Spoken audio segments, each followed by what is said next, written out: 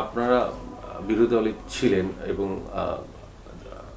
৯-এর পর থেকে দেখা গেছে যে আপনার বিরোধী দলে থাকলেও আবার আপনাদের দল থেকেও মন্ত্রীও ছিল, যে কারণে আপনি নিশ্চয়ই জানেন। ৯-এর সময় আমরা বিরোধী দলে ছিলাম না। না, ৯ ছিলেন না, কিন্তু একটা সবসময় মাখামাখায় অবস্থায় ছিলেন। সরকার এবং বিরোধী দল যদিও বলেন না কেন, আপনাদের দলে মন্ত্রীও ছিল। এরকম অবস্থায় অনেকবার আপনাদেরকে এই কথাটাই শুনতে হয়েছে যে গৃহপালিত বিরোধী দল। এবং আমি এর আগে যখন আপনার সঙ্গে আমি ইন্টারভিউ করেছিলাম তখন আপনিও বলেছেন এটা ঠিক নয়, মানে এভাবে চলতে পারে না। আসলে এই অবস্থা আসলে কেন জাতীয় পার্টি আলাদাভাবে স্বতন্ত্রভাবে তারা সরকার গঠন মানে কাজ চালাতে পারলো না? কেন গৃহপালিত বলা হলো? কোনো অদৃশ্য কোনো কারণ ছিল কি এভাবে? অদৃশ্য কারণ না, দৃশ্যমান কারণ ছিল। দৃশ্যমান কারণ হলো ৯০-এর পরে আওয়ামী লীগ এবং বিএনপি দুটি দলই আমরা কিন্তু সবসময় জনগণের সঙ্গে ছিলাম, এখনও জনগণের সঙ্গে আছে। দুটি দলই বিভিন্নভাবে আমাদের ক্ষতিগ্রস্ত করার চেষ্টা করেছে।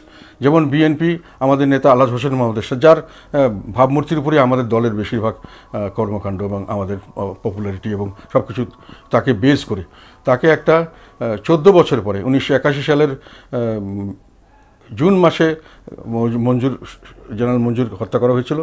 তার জন্য ১৯৯৫ সালের ফেব্রুয়ারি মাসে ওনার বিরুদ্ধে একটা কেস দেওয়া হয়েছে ১৪ বছর পরে, এবং সেই কেসটাকে ওনার আমৃত্যু টেনে নিয়ে যাওয়া হয়েছে এবং সেখানে ২০ বার একেবারে যেদিনকে রায় দেওয়া হবে সেদিনকে জাজ চেঞ্জ করে আবার তাকে নতুন জাজ দিয়ে প্রথম থেকে আবার শুনানি শুরু করা হয়েছে।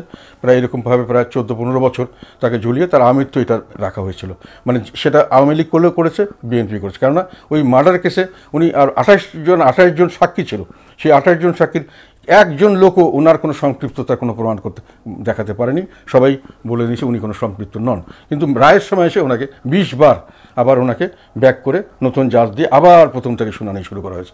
এরকম করে ১৪-১৫ বছর ঝুলিয়ে রাখা হয়েছে। কেননা যে কোনো সময় যখনই কোনো ক্রাইসিস হয়, যারই আওয়ামী লীগ এবং বিএনপি যখনই চায় যে ঈশ্বর সাহেবকে নিয়ে কোনো দলকে নিয়ে কিছু করতে হবে, তখন ওনাকে মার্ডার কেসের আসামি করা হবে এবং এই সমস্ত করে তাকে ঝুলিয়ে দেওয়া হবে, এই ধরনের থ্রেট দেওয়ার জন্য। এই কারণে আমরা দলকে স্বাভাবিক গতিতে চালাতে পারিনি। ২০০০ আমরা কিন্তু সবসময় জনগণের সঙ্গে ছিলাম। আমি মনে করি ১৯৮২ সালে এরশাদ সাহেব যখন ক্ষমতা নিয়েছিলেন তখনও দেশের অলমোস্ট 100% লোক না বললেও 95 উপরে % লোক এটা সমর্থন করে, সব রাজনৈতিক দল উনি জনগণের সমর্থনে এসেছিলেন।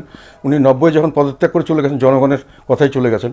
১৯৯১ যে নির্বাচনে আমরা এসেছিলাম সেখানে জনগণ আমাদের 36 সিট শত প্রতিকূল অবস্থার মাঝে, যেখানে এরশাদ জেলখানা থেকেও জিতেছিলেন। তার মানে আমরা জনগণের আস্থা ছিলাম।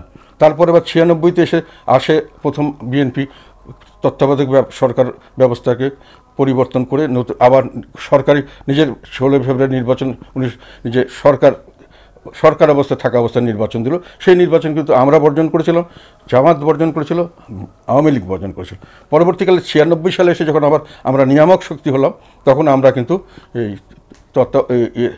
আওয়ামী লীগকে সমর্থন দিলাম, যেহেতু তার আগে তত্ত্বাবধায়ক সরকার বিভিন্ন কারণে জনগণ তাদের ৯১ শাসনের পরে কিছুটা হলো বিএনপির বিপক্ষে অবস্থান নিয়ে জনগণ চেয়েছিল আমরা আওয়ামী লীগকে সমর্থন দিই, আওয়ামী লীগকে ক্ষমতায় আনার ব্যাপারে তখন আমরা ভূমিকা রেখেছিলাম। কিন্তু আওয়ামী লীগ আবার যখন তার পরের নির্বাচনে আসলো ২০০১-এর নির্বাচন, তার আগে পর্যন্ত এসে আওয়ামী লীগের লাস্ট মধ্যে তারা দুর্নীতি শুরু করলো, দুর্নীতিতে চ্যাম্পিয়ন, বিশ্ব চ্যাম্পিয়ন হলো ইত্যাদি কারণে আমরা কিন্তু ২০০১-এর ইলেকশনে এসে আমরা আবার আওয়ামী লীগের সঙ্গে থাকিনি। আমরা তখন ছিলাম ১৪ দলীয় জোটে।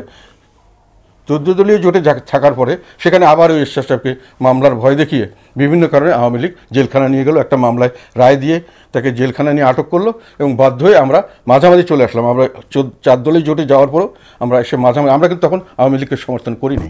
২০০১-এ আওয়ামী লীগকে আমরা সমর্থন করিনি। আওয়ামী লীগ ক্ষমতা থেকে চলে গেছে, আসছে বিএনপি। আমরা তখনও বিরোধী দলে ছিলাম বিএনপির সঙ্গে। তারপর পরবর্তীকালে যখন ২০০৬ ইলেকশন আসলো তখন দেখা গেল যে ইতিমধ্যে বিএনপি ৪ বার দুর্নীতিতে চ্যাম্পিয়ন হয়েছে। তাদের সময় এক্সট্রা জুডিশিয়াল কিলিং করা শুরু হয়েছিল এবং তাদের মধ্যে বিভিন্নভাবে দলীয়করণের প্রভাব আমরা লক্ষ্য করেছি। এটার বিপক্ষে আমরা অবস্থান নিয়েছিলাম এবং তৎকালীন সময় 111 হলো যখন ওনারা আবার তত্ত্বাবধায়ক সরকার ব্যবস্থার সঙ্গে একটা কিছু ম্যানিপুলেট করার চেষ্টা করেছেন বলে যার ওখানে একটা আন্দোলন হলো, সেই আন্দোলনে আমরা আওয়ামী লীগের সঙ্গে ছিলাম। পরবর্তীতে সেই কারণে আওয়ামী লীগের সঙ্গে নির্বাচন করে আমরা নবম সংসদে মানে ২০০৮-এর নির্বাচনে আমরা মহাজোট গঠন করেছিলাম। ওই একবারই কিন্তু আমরা মহাজোট গঠন, এবং তখন কিন্তু ব্যাপকভাবে অত্যন্ত সুষ্ঠু ভোটে ব্যাপকভাবে মহাজোট জয়লাভ করেছিল। আমার মনে হয় বিএনপি 29টা বা এরকম একটা আসন পেয়েছিল। তো কাজেই তৎকালীন সবগুলো কিন্তু জনগণের প্রত্যাশার সঙ্গে আছে, আমরা প্রত্যাশার বাইরে ছিলাম না। এর পরবর্তীকালে যেটা হলো যে 2008-এর পরে যখন 14 আসলো, তার আগে দেখা গেলো যে আওয়ামী লীগ যে কথাগুলো কমিটমেন্ট করা হয়েছিল যে আমরা এক্সট্রা জুডিশিয়াল কিলিং করব না, এগুলো ইলেকশন ম্যানিফেস্টোতে বলা ছিল।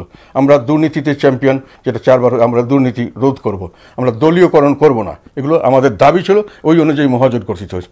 আমি মন্ত্রী থাকা অবস্থায় বারংবার বলেছি যে এগুলো হচ্ছে না এবং আমরা এগুলো প্রতিবাদ করি। তখন কিন্তু আবার হেফাজতের একটা আন্দোলন 2013 সালে। সেই সময় কিন্তু আমি সরকারে থাকার পরও আমাদের দল কিন্তু হেফাজতের সঙ্গে ছিল। তারা হেফাজতকে পানি খাইয়েছে, তাদের রাস্তাপথে তাদের সঙ্গে তাদেরকে হেল্প করেছে। We were with them. আমরা কিন্তু তখন সরকারের সঙ্গে এই ব্যাপারে ছিলাম না। পরে যখন 2014 নির্বাচন ডিক্লেয়ার করা হলো, এরশাদ সাহেব সেই নির্বাচনে অংশগ্রহণ করলেন না, বিএনপি করলেন, আমরাও ডিক্লেয়ার করলাম, আমরা নির্বাচন থেকে উইথড্র করলাম। আমি উইথড্র করেছি, আমার সঙ্গে 2070 জনের মতো মানুষ একসঙ্গে উইথড্র করা হলো। এরশাদ সাহেব উইথড্র করেছিলেন, কিন্তু আমার উইথড্রটা গ্রহণ করা হয়নি, এরশাদ সাহেবটা গ্রহণ করা হয়নি।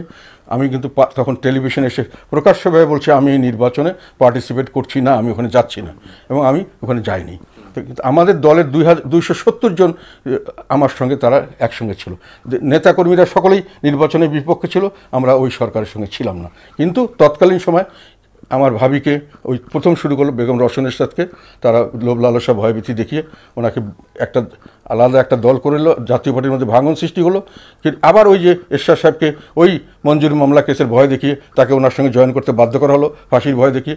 এবং তার পরবর্তীকালে ওই যে একটা ক্ষুদ্র অংশ তারা সরকারের দল হয়ে থাকলো, যেটা নিয়ে আমি তখন তুমি যেটা বলছো ওই সময় আমি বলেছিলাম একসাথে সরকারে এবং একসাথে বিরোধী দল থাকা যায় না।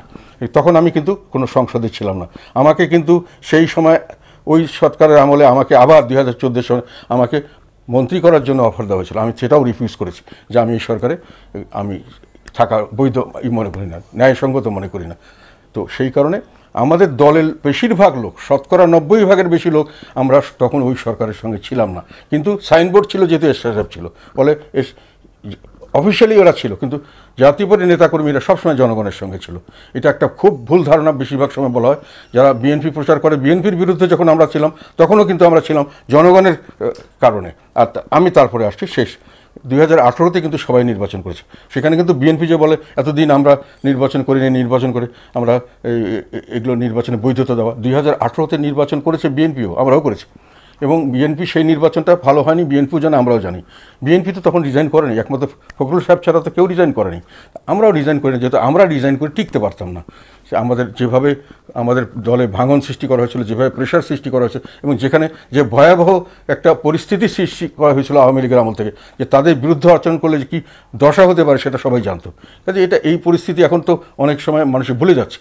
তো সেই কারণে তখনও আমরা জাতীয় পার্টি কিন্তু তখন ওই সরকারের সঙ্গে ছিলাম। 2018-তেও আমরা সমানে আমরা বিরোধিতা করেছি। আমাকে ডেপুটি লিডার হিসেবে আমি ছিলাম, আমাকে সমালোচনার কারণে আমাকে সরিয়ে দেওয়া হলো এবং অত্যন্ত অপমানিত করা হয়েছে আমাকে। আমি যখন সিএমএইচে আমার ভাইকে দেখতে যাই, তখন আমাকে ওখান থেকে আমার গাড়ি এবং আমার গানম্যানকে উইথড্র করে আমাকে রাস্তায় নামিয়ে দেওয়া হয়েছিল, যেহেতু আমি সমালোচনা করতাম। কাজে আমরা জনগণের সঙ্গে সবসময় ছিলাম। এবং এর পরবর্তীকালে আমাকে যখন আমাকে দলের থেকে আমি আবার ম্যান্ডেট পেলাম, চেয়ারম্যান হলাম, তখন আমাকে আবার দলের প্রধান হিসাবে সবাই আমাকে বললো যে আপনি এখন বিরোধী দলের নেতা হবেন। কিন্তু শেখ হাসিনা সেটা করতে দেননি। উনি স্পিকার এনে বসে থাকলেন, পরে আমাকে বললেন যে রওশনের সাথে করতে হবে। উনি না হলে করতে দিবেন না, না হলে আমাদেরকে কাজ করতে দিবেন না। এটা জোর, একেবারে কোনো কথা নেই। উই আর ফোর্সড যে ঠিক আছে তাহলে উনি হোক, আমরা সেকেন্ড ম্যান থাকি। তো দলকে নিয়ে, একটা দলের ক্ষুদ্র অংশকে নিয়ে, আমাদের কিছু মানুষকে নিয়ে ভয় দেখিয়ে, কত সময় লোভ লালসা দেখিয়ে ওই সবসময় আমাদের উপর একটা প্রেশার ট্যাকটিস। কিন্তু আমরা এবং দল আমরা সবসময় জনগণের সঙ্গে ছিলাম। 2024-এ যেটা হয়েছে সেখানেও আমরা জনগণের সঙ্গে ছিলাম। যতগুলো বক্তব্য বর্তমান সরকারের বিরুদ্ধে যেগুলো বলা হচ্ছে, এটা প্রত্যেকটা বিষয় অত্যন্ত কড়াভাবে আমি সমালোচনা করেছি পাবলিক মিটিংয়ে, যেখানে সুযোগ পেয়েছি, পার্লামেন্টে। এবং এই কারণে আমাকে বিভিন্নভাবে শাস্তিমূলক ব্যবস্থা নেওয়ার চেষ্টা করা হয়েছে।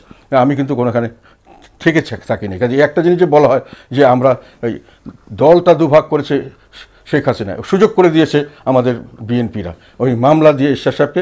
পরবর্তীকালে যখন ওরা ক্ষমতা পেয়ে গেছে তখন তো আর আমাদের কোনো কথাও ছিল না, আমরা কোনো আইন কেউ মানতো না। আমরা যেটা বলতে চাইতাম আমাকে চেয়ারম্যান থেকে বের করে দেয়, বিভিন্ন পত্রপত্রিকা আসে, বিভিন্ন মিডিয়াতে প্রচার করা হয় যে আরেকটি দল এবং তার চেয়ারম্যানই। আমাদের দলের রেজিস্ট্রেশন আমার নামে, আমি করেছি কাউন্সিলের সকলে আমাকে 100% আমাকে সমর্থন দিয়েছে, তারা গায়ের জোরে এটা করতো। এবং আইনগতভাবে আমাকে প্রায় 6 মাস কোর্টের একটা সিম্পল একটা লোককে আমি বহিষ্কার করেছি, ওকে আমি অ্যাপয়েন্ট করেছিলাম, বহিষ্কার করেছি। তার জন্য আমাকে 6 মাস কোনো কার্যক্রম করতে দেওয়া হয়নি, কথাবার্তা বলতে দেওয়া হয়নি। কিন্তু আমরা জনগণের কথা বলে গেছি এবং আমার সঙ্গে শতকরা 90-95% বেশি লোক সবসময় ছিল। এবং 2014 লাস্ট অফ যখন আমি নির্বাচন বর্জন করতে চাইলাম, আমি বললাম এই নির্বাচন আমি করবো না, যেহেতু বিএনপি করছে না, কেউ করছে না। তখন তারা বললো যে না হলে রওশনের সাথে করা হবে। এবং তারা আমাকে বললো যে আপনি না চাইলে করবেন না, কিন্তু এখন আপনার প্রিপারেশন নেন। কোনো আইন নাই, তারা বলছে আমাকে জোর করে নিয়ে সিগনেচার করাই নিবে, সেই ধরনের পরিস্থিতি সৃষ্টি করা হয়েছে। আমাকে নিয়ে যাবে এবং আমাকে যে একদিন রাতে নিয়ে যাওয়ার কথা ছিল আমাকে বলা হলো। যাই হোক, এই অবস্থায় আমরা নির্বাচনে যাওয়ার পরে আমার যেদিন লাস্ট দিন ছিল, অনেক নিগোসিয়েশন কি যে আমাকে বললো আপনি নির্বাচন করেন, আপনি তো সুষ্ঠু নির্বাচন চাচ্ছেন, আপনি সুষ্ঠু নির্বাচন পাবেন। সুষ্ঠু নির্বাচনের নামে তারা বললো যে তাদের নৌকা মার্কা উইথড্র করবে। কিন্তু পরবর্তীকালে আমি দেখলাম যে তারা নৌকা মার্কা উইথড্র করেনি, উইথড্র করলেও যেটা করেছে এটা কোনো কাজ হবে না। আমি 17 তারিখে বললাম যে আমি নির্বাচন করব না। আমি আমার লোকদেরকে মিটিং করে আমি প্রেসকেওকে বলেছিলাম, প্রেসকেও পরে বসিয়ে রাখলাম যে আমি এখন গিয়ে 2 জায়গায় চিঠি সাইন করে দিলাম যেগুলো যে ইলেকশন কমিশন জমা দিবে। জমা দেওয়ার আগে আমি জিনিসটা যেটা করতে চেয়েছিলাম যে আমি যদি অ্যানাউন্সমেন্ট না দিয়ে জমা দিই তাহলে জমাটারা হয়তো এটাকে অ্যাকনলেজ করবে না বা এটাকে বাতিল করে দেবে বা কিছু করবে। সেই জন্য আমি প্রেসে আগে বলতে চেয়েছিলাম জাতির উদ্দেশ্যে। কিন্তু ওখানে সঙ্গে সঙ্গে আমাকে সমস্ত আইন শৃঙ্খলা রক্ষাকারী বাহিনী, সমস্ত এজেন্সি সবাই এসে একেবারে হুলস্থুল, কয়েকশো লোক এসে আমার পার্টি অফিস, আমার রুম, আমাকে সবখানে একেবারে চারপাশে ঘিরে দিল।